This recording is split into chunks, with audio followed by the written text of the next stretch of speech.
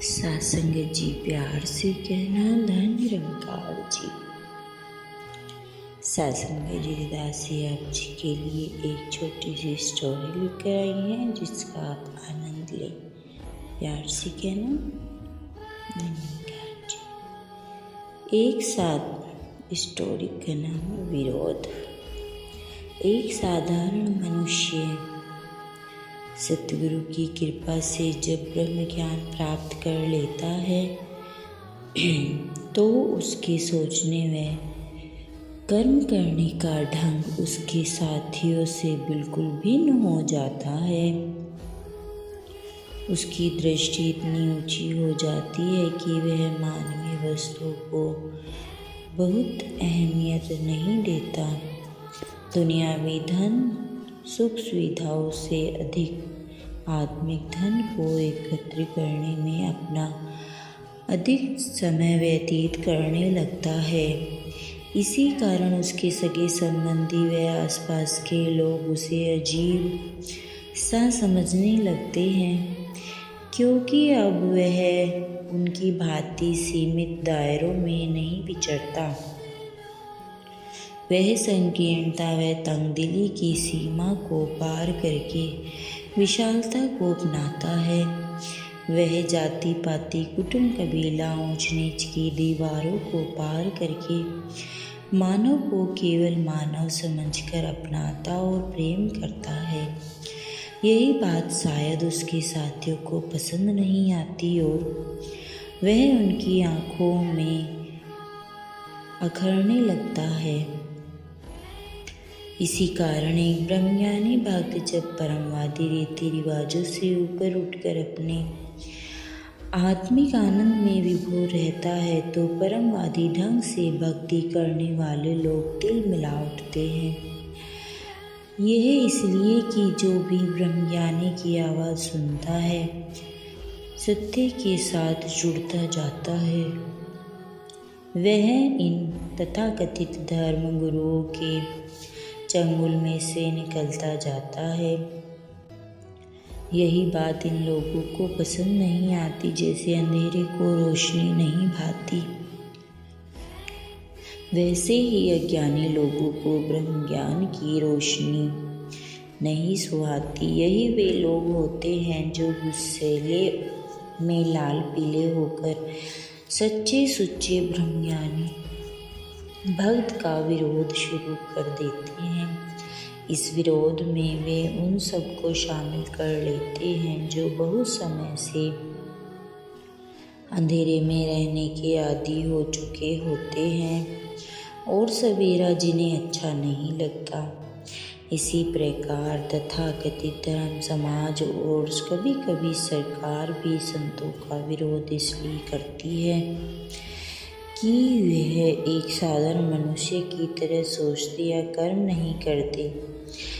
अपने पहले जीवन में लोगों की भांति आपने काफ़ी समय गुजारा है, अर्थात हर प्रकार की दुराचारी काम वासना नशा रंगलिया खाने पीने की महफिलों और माना की गई पूजा पाठ में। इसीलिए अब जब आप उनके साथ इस प्रकार के खुले जंगली जीवन में भाग नहीं लेते तो वे आप पर हैरान होते हैं और आपकी निंदा भी करते हैं। वह आदमी जो अपने भाई से घृणा करता है अंधेरे में है और वह अंधेरे में ही चलता है। इसीलिए मैं नहीं जानता कि वह कहाँ जा रहा है, क्योंकि अंधेरे ने उसकी आँखों को अंधा कर दिया है। इतिहास इस बात का परिणाम है कि अज्ञानियों ने सदा ही ज्ञानवान की निंदा बखेली और विरोध किया है, परंतु जब किसी अज्ञानी को ज्ञान की रोशनी प्राप्त हो जाती है तो वह अपने किए पर पश्चाताप नहीं करता। जैसे संत पौलुस यहूदी थे और आपने अज्ञानी जीवन में यीशु मसीह और उनके भक्तों को सताता रहा और उनके कत्ल तक करता रहा। निरंकार प्रभु का बाणा ऐसा हुआ कि इलाही इल्म सुनकर जब हज़रत यीशु मसीह जी का अनुयायी बन गया तो दिन रात परमात्मा के ज्ञान का प्रचार करने में व्यस्त रहने लगा। वही यहूदी कौम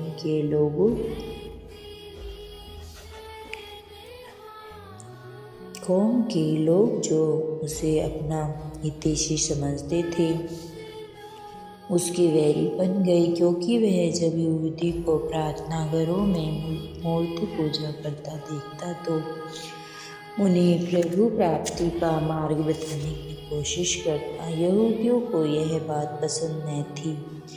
वे उसे कभी बातूनी कभी विदेशी देवताओं का प्रचार कहकर ठुकरा देते, परंतु वह अपना कर्म करता रहा। यदि हम एक प्रभु के वंशज हैं तो हमें यह नहीं सोचना चाहिए कि परमेश्वर सोने चांदी पत्थर कला द्वारा ऊपरी मूर्ति या मानव की सोच की उपज जैसा है। बस यही था उसका दोष, जिस कारण संत पौलुस को पकड़ लिया गया और उसे अखाया के राज्यपाल गल्लियो के पास ले जाया और कहने लगे, यहाँ लोगों को परमेश्वर की उपासना का ऐसा ढंग सिखाया जाता है जो व्यवस्था के विरुद्ध है। यह दोष पौलुस पर तब लगा जब उसने यीशु मसीह जी से प्रभु ज्ञान की रोशनी प्राप्त कर ली थी और इस सत्य संदेश को जन जन तक फैलाने का बीड़ा उठा चुका था। यही संत पौलुस ईसा मत का एक महान प्रचारक बना और बाद में संत पाल के नाम से प्रसिद्ध हुआ। भारत में भी भक्त कबीर का विरोध इसलिए होता रहा कि वह प्रभु पूजा के प्रचलित ढंग से विपरीत होकर सही भक्ति का मार्ग बताते थे।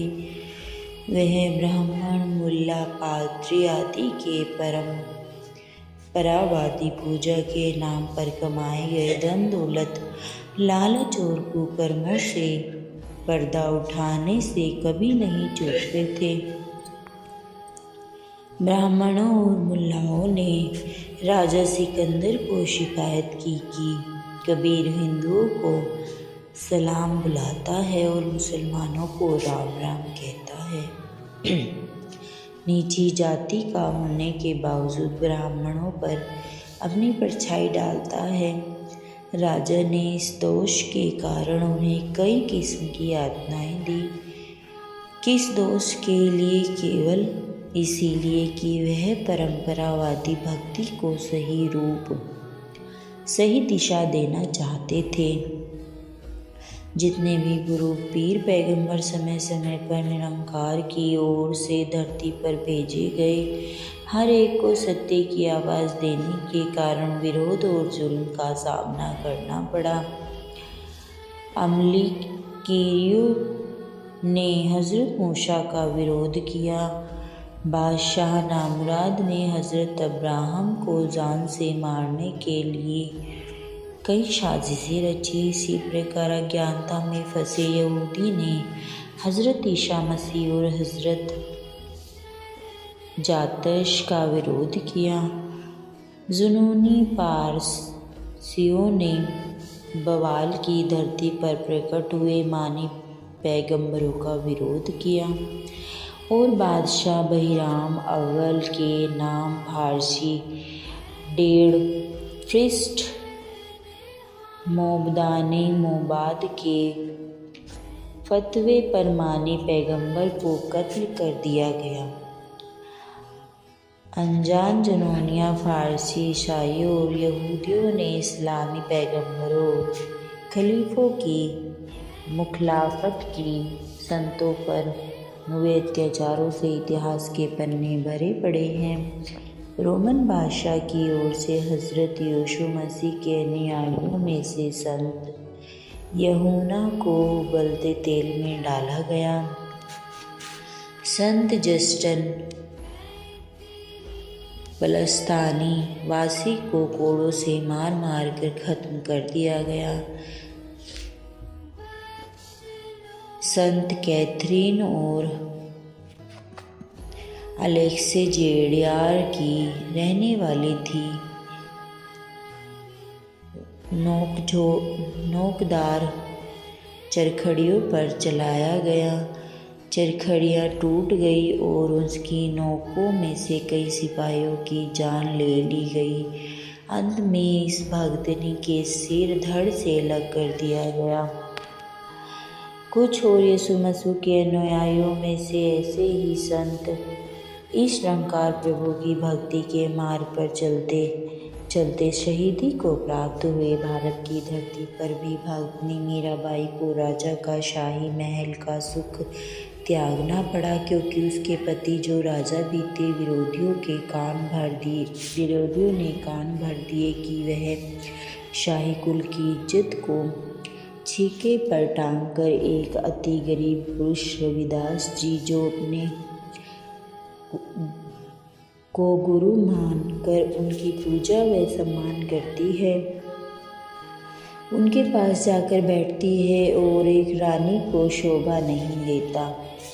भक्त रामानंद जी, सतना जी, दयानंद जी, रामदेव जी आदि को भी उस समय के लोगों के ताने कुबोला सहन करने पड़े।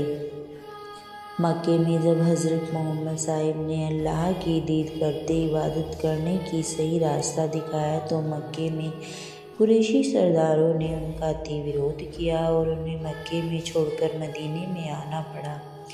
जब वह हिजरत करके मदीने की ओर बढ़ रहे थे तो इन कुरैशी सरदारों ने उनके सिर का मूल्य 100 ऊँट रख दिए। स्थान स्थान पर इश्तहार लगा दिए कि कोई भी मोहम्मद के सिर काट कर लाएगा उसे 100 ऊँट का इनाम दिया जाएगा। उस समय इस रेगिस्तान के इलाके में ऊँट बहुत बड़ा इनाम माना जाता था। हबशम के पुत्र साराका ने मोहम्मद साहिब का पीछा किया, चाहे वह उसके उद्देश्यों में असफल रहा, परंतु पैगंबरों के सिर का मूल्य पढ़ते रहे। इतिहास में इस बात का गवाह है। इस्लामी जुनूनियों ने सिख गुरुओं का बरस कर विरोध किया। 5वें गुरु अर्जुन देव जी को गर्म तवे पर बिठाकर सिर पर गर्म रेत डाली सताया गया। 9वें गुरु तेग बहादुर जी को दिल्ली के चांदनी चौक में बुलाकर उनका सिर धड़ से अलग कर दिया गया। 10वें गुरु गोविंद सिंह जी को 2 बड़े साहबजादे लड़ाई में शहीद हो गए और छोटे दोनों साहिबजादों को फतेहगढ़ सरहिंद में दीवारों में चिनवाया गया और गुरु साहिब को जुनूनियों की विरोधता के कारण ही आनंदपुरी साहिब का किला छोड़कर मछवाड़े के जंगलों में घूमना पड़ा। वर्तमान समय में भी इतिहास ने आप को दोहराया। निरंकारी मिशन के प्रथम गुरु बाबा बूटा सिंह जी ने जब इस सत्य के संदेश को फैलाना चाहा तो अपने साथियों को इस परम पिता की पहचान करके भक्ति करने की बात कही और रावलपिंडी के वे लोग जो पहले उनके मधुर कीर्तन सुनने के अति इच्छुक होते थे अब उन्हें दीवाना, पागल आदि विशेषणों से पुकारने लगे। तरह तरह के ताने देने वाले लोग कहने लगे, देखो इस सरदार की मत मारी गई। कहते हैं कि इसमें आपको परमपिता परमात्मा के दर्शन करवा सकता हूँ। मेरे पास आओ और अपना परिचय आपके साध्वी बाप से करवा सकता हूँ। ऐसा कहता है जैसे परमात्मा को इसने अपनी जेब में डाल रखा है, झटपट निकाल कर दिखा देगा, आदि आदि। इस तरह के कई प्रकार के ताने और मनगढ़ंत कहानियाँ उनके नाम के साथ जोड़ने लगे। धीरे धीरे धार्मिक स्थानों में प्रभु बंदगी की जगह बाबा बूटा सिंह जी के विरोध में प्रचार होने लगे।